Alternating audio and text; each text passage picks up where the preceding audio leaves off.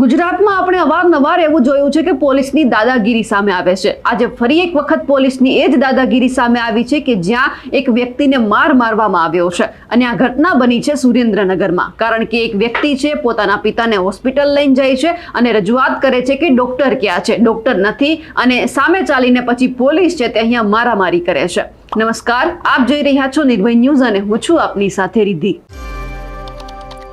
આપણે અવારનવાર જોયું છે કે પોલીસ ક્યારેક નશાની હાલતમાં હોય છે તો લોકો સાથે મારામારી કરતી હોય છે। એવા ઘણા બધા વિડીયો આપણે જોયા છે અને એ વિડીયો પણ જોયા છે કે પોલીસ વગર વાંકે ક્યારેક જે સામેવાળા વ્યક્તિ છે તેમની માથે પણ હાથ ઉપાડે છે અને આવી જ ઘટના સુરેન્દ્રનગરમાંથી સામે આવી છે। સુરેન્દ્રનગરની અંદર પાટડીનું જે સરકારી દવાખાનું છે ત્યાં એક શિક્ષક જેમને અસહ્ય ઉકળાટ હતો અને છાતીમાં દુખાવો થાય છે તો એમનો પરિવાર છે એમને હોસ્પિટલ લઈ જાય છે, 108 બોલાવવામાં આવે છે પણ તે ડોક્ટર હાજર નહોતા એટલા માટે તેનું મૃત્યુ થાય છે। અને પછી જ્યારે એમનો પરિવાર છે, એમનો જે દીકરો છે એવું કહે છે કે ડોક્ટર ક્યાં છે, અહીંયા સરકારી હોસ્પિટલમાં જે ડોક્ટર નથી તેમની લાપરવાહીના કારણે અત્યારે મેં મારા પિતા ગુમાવ્યા છે, આવી ઉગ્ર રજૂઆત થાય છે। એટલે ડોક્ટર છે આ બધી જ માથાકૂટ જોઈને પોલીસને પણ બોલાવે છે અને આ જ વ્યક્તિ જે એમનો પુત્ર છે જેમણે પોતાના પિતા ગુમાવ્યા છે તેમણે પણ પોલીસની સામે એ જ અત્યારે પોતાની જે મુદ્દો છે તે રાખ્યો હતો કે મારા પિતાને અત્યારે મેં ગુમાવ્યા છે કારણ કે ડોક્ટર નહોતા એટલા માટે રજૂઆત કરવા માટે આવ્યો હતો।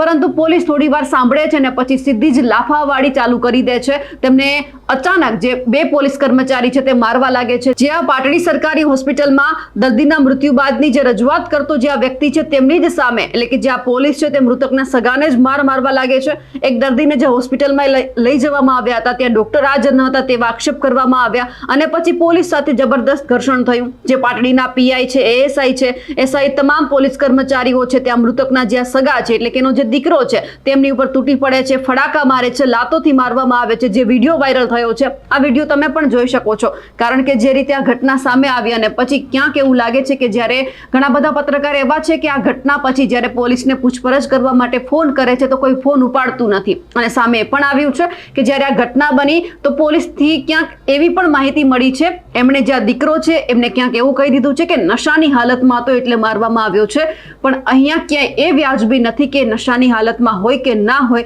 એ બીજા નંબરની વાત છે। એમના પિતાને લઈને આવ્યો તો કોઈ પણ વ્યક્તિ છે એ પોતાના સગા સંબંધીને જ્યારે ગુમાવે છે ત્યારે ઘણા બધા લોકોએ એમની જે હિંમત તૂટી જાય છે, ખાલી રજૂઆત કરતા હતા અને પછી જ્યારે આ પોલીસ લાફાવાળી કરે છે એટલે અહીંયા મુદ્દો એ છે કે આ દાદાગીરી કહેવી કે શું કહેવું। સૌથી પહેલા તમે પણ એ વિડીયો જુઓ અને સાંભળો કે જે આ મૃતકના જે સગા છે એમનો દીકરો છે શું કહી રહ્યો છે અને પોલીસ અચાનક તેમને કેમ મારવા લાગે છે।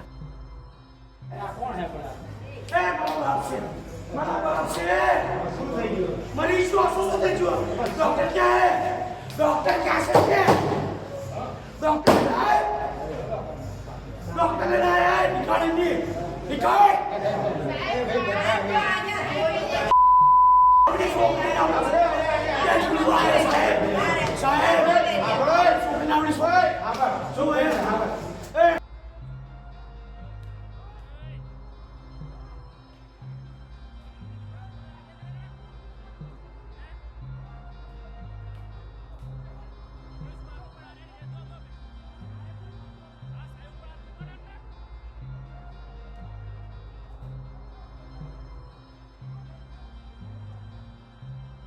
સુરેન્દ્રનગરના પાટડીથી જે ઘટના સામે આવી છે પોલીસની દાદાગીરી કહેવી કે પછી શું કહેવું તેમને લઈને આપ શું માનો છો કમેન્ટ કરીને ચોક્કસથી જણાવજો।